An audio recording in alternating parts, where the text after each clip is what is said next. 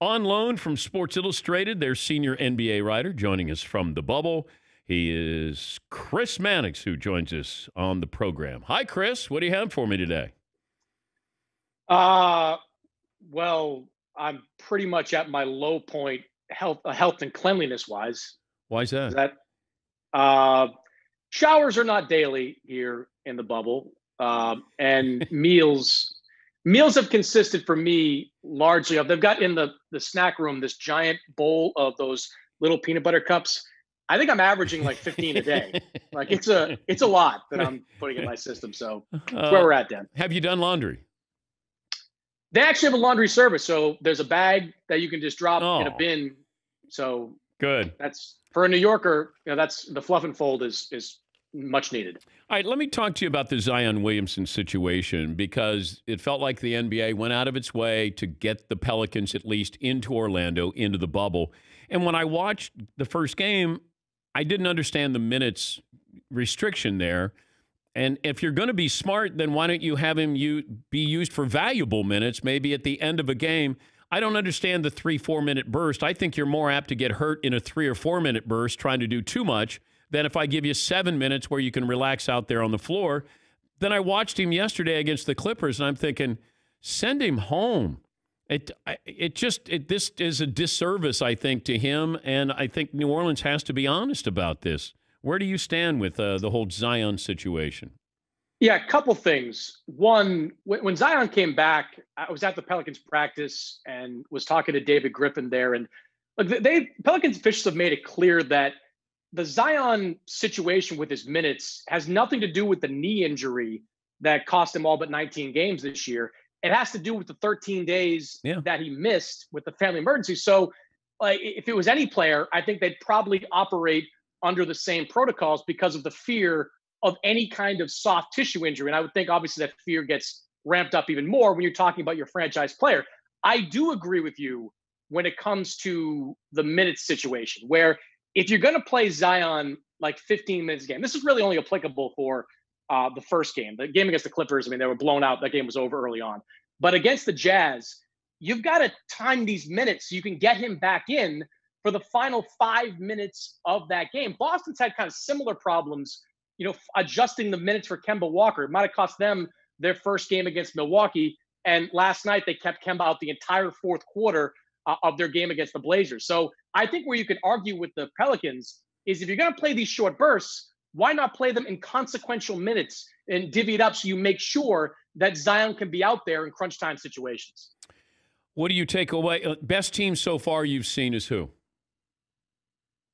I mean, the Bucks looked pretty good right up until the end of the game last night. So there's that. I mean, I thought coming into this that the Clippers might struggle because they've had so many guys missing. But, I mean, they've been great. I mean, they were on fire from three-point range in their last game. And that's something I wondered about that team coming in, and every team.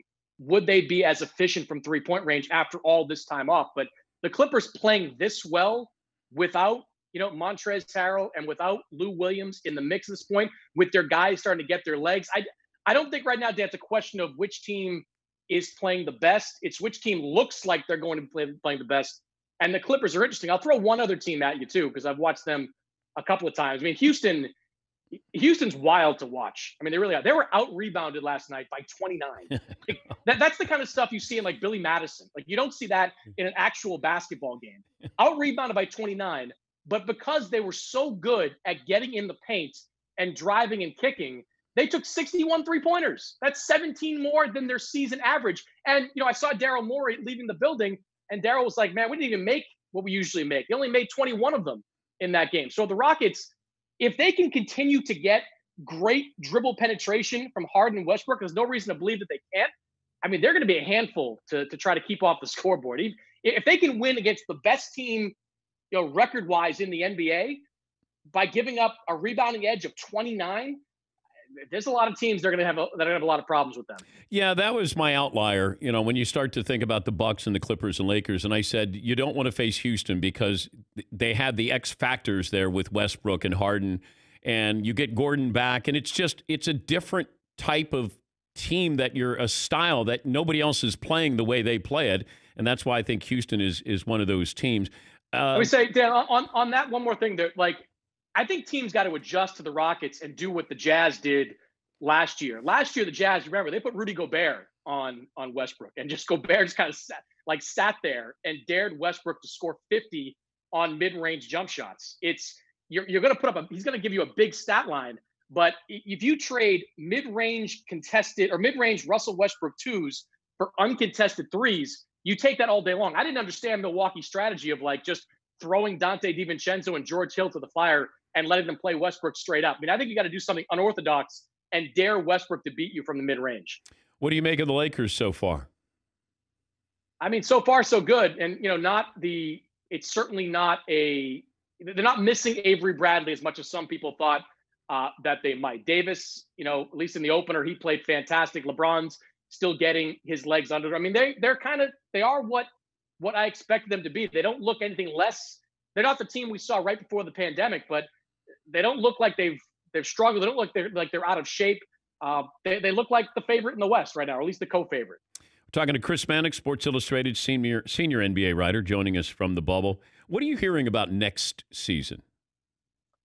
There's a lot of talk already about how this is going to work next season. And right now, the big thing for the NBA is getting in all 82 games. They want the 82 games at a minimum for the television revenue.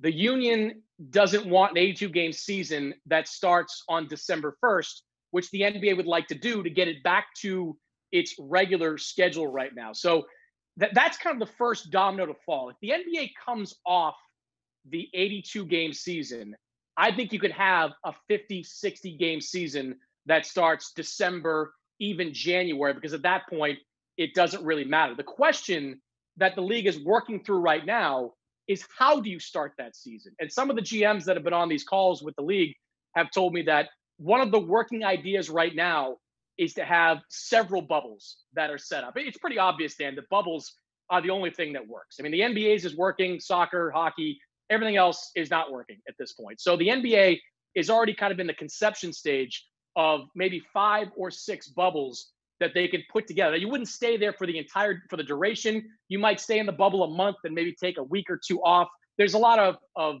things to work through there. But right now, the way that the NBA is looking at it is that you might have to have several or more than that bubbles to get these teams in to start the season. Wow. I brought this up earlier in the show. Like, how many players are must-see TV in the NBA? Because you start to run down the list, and I had about 5 or 6, and I'm probably not as lenient as you are. I said LeBron. I said Harden. I said Doncic. Steph Curry when healthy. Durant, I'm kind of on the border with that. I don't think the Greek Freak is must-see TV. Russell Westbrook used to be. Anthony Davis is not must-see TV. And now I'm taking teams out of this. I'm just looking at an individual. Kawhi is not must-see TV, certainly not during the regular season. Trae Young is a little more must-see TV than some of these other players, in my opinion. Damian Lillard is somebody that I love watching. I don't know if you have anybody else that, like, do we have 5, 7? Or am I missing out on somebody here? No, you got to the guy I was going to mention at the end, Damian Lillard. I mean, he's must-see TV. Like he against Boston the other day. The Celtics had like a 10-point lead or something, and Damian Lillard has Marcus Smart on him for most of the game. And Marcus Smart is probably a first-team all defensive player. And Lillard just goes off. He pulls jump shots from. I mean, Steph Curry shoots these long shots. Damian Lillard seems to shoot just as many and is just as efficient. From that range. He's the guy that when I see him, and that's kind of what I do here. I go to a lot of practices, but I kind of circle the games and the players that I want to see go at it. And Lillard, I think he's got his next game is coming up against Houston. Lillard versus Russell Westbrook once again. I mean, watching that largely because of Damian Lillard, because of what he does and what he's capable of doing at any point in the game. He's not afraid, man. And he's going to have a chip on his shoulder his entire career if he stays in Portland. Because you sort of forget, and you look, he goes to Weber State. Like, it's just one of those careers you're going to look back and go, you can put those stats up against anybody. I mean, he's really that impressive. And they are a really interesting team because Like I look at Nurkic and Collins and them coming back, and that's a huge boost to them. But watching them, I can't help but wonder what they'd be with Trevor Ariza. I mean, Carmelo has been fine. He's been against Boston. He was efficient from three, but he still, jacks up these long twos and commits silly fouls because he's not quick enough anymore to be a consistent three. If that team had Trevor Ariza, my confidence in their ability to not only make the playoffs, but do something in the playoffs would be a little bit higher. But watching them, you can see they missed that kind of versatile defensive wing that Ariza is. Is the commissioner in the bubble? He was at some point. I believe he was in the bubble for the opener. I don't know if he's still here. So he's allowed to come and go? I would imagine, and I'm supposed to speak to him at some point, but I would imagine that what he's doing is what a lot of, team officials or owners or whatever are doing, and that's continue to be tested every day while you're off campus. And when you get into the bubble, you can have a shorter quarantine period because you've been tested all throughout. So maybe it's what the teams were at like 36 hours or 48 hours when they first got into the bubble. Enjoy the candy bars. It's gross, Dan. Really gross. I can't wait to talk to you in like 2 months.